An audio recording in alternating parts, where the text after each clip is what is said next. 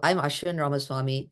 I'm from Johns Creek, Georgia, which is where I was born and grew up in. I'm currently 24 years old, so I am a member of Gen Z, although a bit on the older end. And I am currently running for state senate in my home district.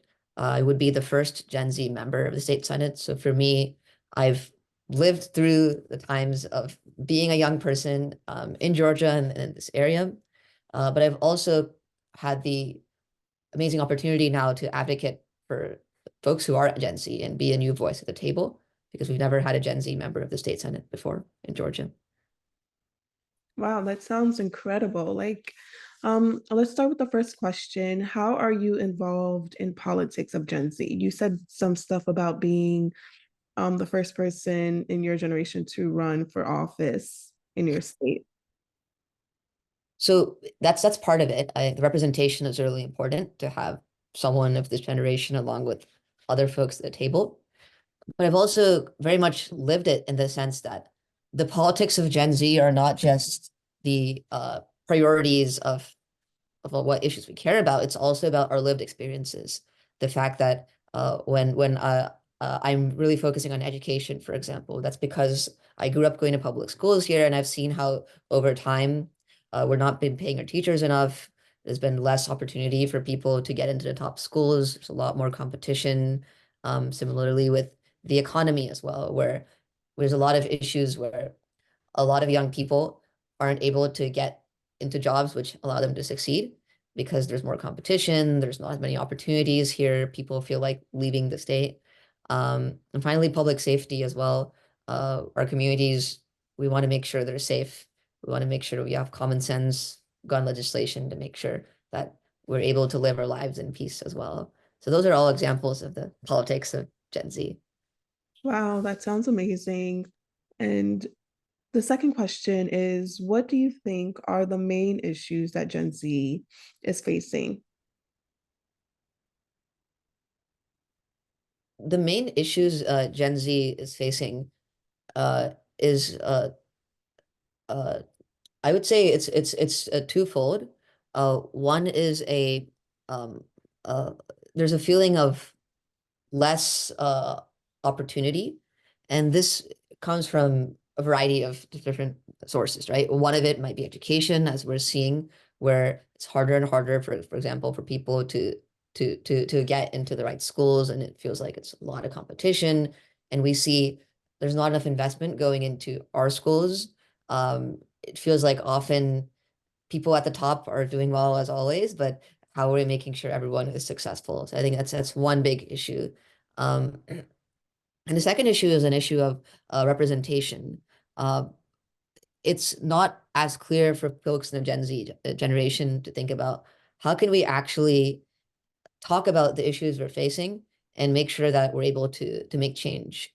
When we see that people who are very prominent in politics are much on the older side, there aren't as many folks who are like us or our generation in government. What this means is that it's much harder for us to communicate what our issues are and make sure that they're addressed. And I've seen this just from the reaction to my candidacy. A lot of folks who are in high school or in college or just out of college, people from various age groups in Gen Z, have found it so inspiring and empowering for them to talk with someone like me because they just normally I never don't talk to politicians. They don't seem to have that opportunity. And I think it's really important to make sure we know how we can get our voices heard. Thank you. So the next question is, with everything going on and politics, how do you think um, Gen Z can get involved in political groups, politics, excuse me? I would say Gen Z is already quite involved in politics. So you can see stuff like social media. People are very active about the issues they're facing and talking about it. I think the key thing though is to how can we translate the fact that people are trying to have a voice with actual representation and actual influence in what's going on. One way to do that is to make sure that we elect people from that generation to actually work within the system. You can't just have people outside the system working for it.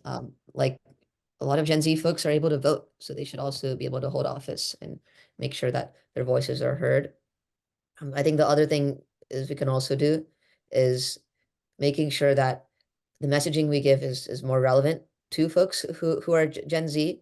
So, for example, um, uh, like if we're trying to go and tell high schoolers about certain issues or educate them about things, that should come from a perspective of people who have lived through similar experiences. It won't really work if you have someone who's a much different age group trying to go and tell high schoolers to do X kind of thing. You need someone who understands what they've gone through as well. That sounds amazing.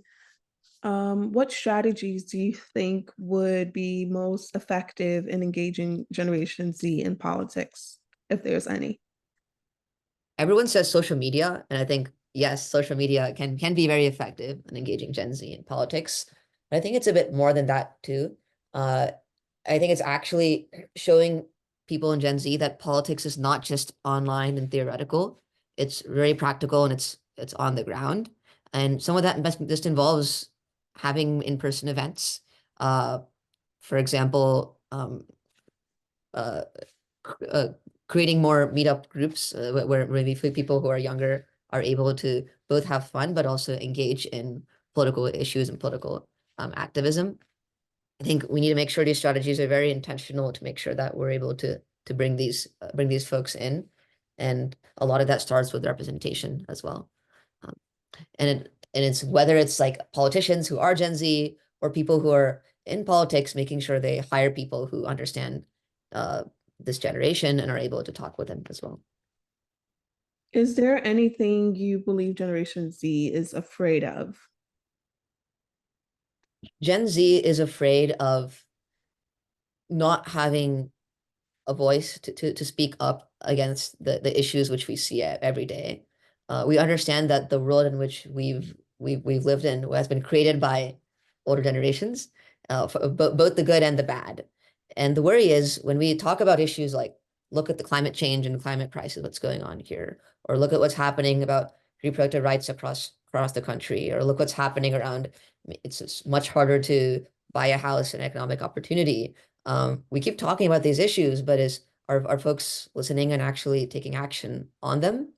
And by the time people listen, will it be too late? I think that's the biggest thing Gen Z is afraid of, that we're just voices crying out, and we want to make sure that those voices are heard and people acknowledge and address these issues because these are our issues for the rest of our lives.